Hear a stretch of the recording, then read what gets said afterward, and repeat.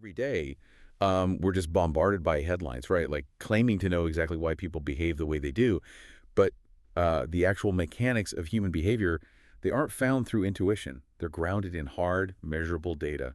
So welcome to the deep dive. Yeah, it's great to be here. And for this deep dive, we're trying something a little different. I'm like stepping into the role of the curious student today, Hmm. and I'll be leaning on you to, act as our lecturer. I am more than ready to embrace the lecturer role. We really do have some fascinating material to unpack today. We do. So we're pulling today's insights directly from section 1.1 of chapter 1 from Psychology 2E. Right, and our mission here is to kind of strip away those pop psychology myths, to look at what it actually means to study the mind scientifically. And why mastering that perspective is a crucial tool for you, the listener. So, lecture.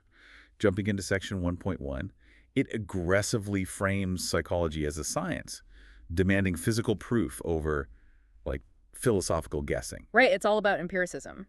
Exactly, empiricism. But how do you actually measure something completely invisible, like, say, a feeling?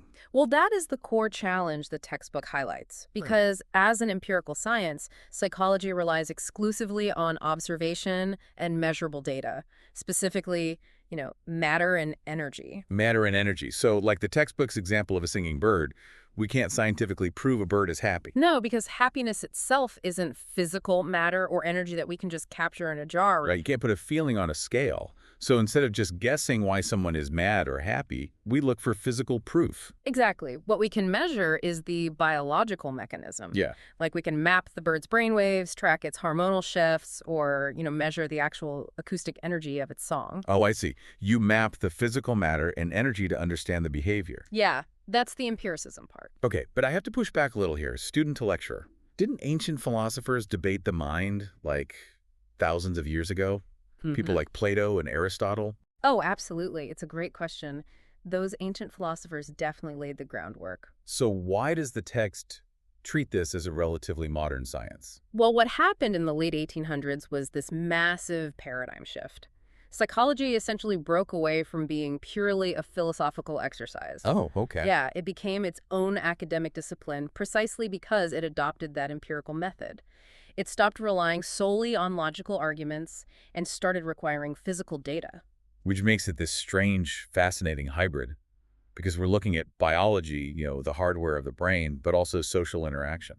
It really is a hybrid. It operates right at the intersection of natural and social sciences. Hmm. Your biological makeup drives your behavior, but, well, that biology doesn't exist in a vacuum. Right, it reacts to the world. Exactly. A great example from section 1.1 is the human stress response. Your brain releases cortisol, which is a strictly biological, measurable event. But that release might be triggered entirely by a social interaction, like a tense conversation with a friend. Right. Psychology studies that exact feedback loop between our physical hardware and our environment.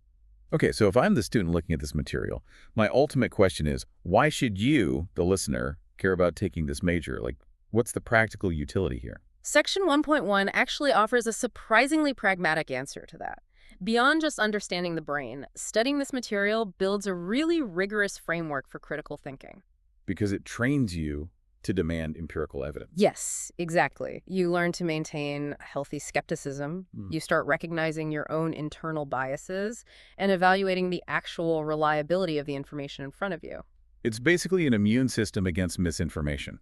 Precisely. In an era flooded with competing facts and unverified claims, that is an invaluable skill. It's incredibly versatile. Which explains why about 6% of all bachelor's degrees, granted in the U.S., are in psychology. Right, it's a huge number. Yeah. And you see people applying these exact principles in wildly different fields. Yeah, the textbook actually notes that Facebook creator Mark Zuckerberg, Jon Stewart, Natalie Portman, and even horror director Wes Craven all majored in psychology. Which makes perfect sense when you think about it. Totally. Whether you're engineering a massive social network or crafting political satire or trying to terrify a movie audience, you need to know the underlying mechanics of how people process information. You have to understand how they react to stimuli, yeah. Right. So to synthesize our lesson today, psychology isn't about guessing what someone is thinking. It's an empirical toolkit used to map out the biological and environmental factors that shape who we are. It's a powerful framework for sure. But the textbook does leave us with a profound limitation to consider. Oh, what's that? Well, if the scientific method relies entirely on measuring physical matter and energy, and our thoughts are technically neither of those things. Like, really? Yeah, think about it. How will our scientific methods ever fully capture the true essence of human consciousness? Oh, wow. Just a little something for you to ponder until next time.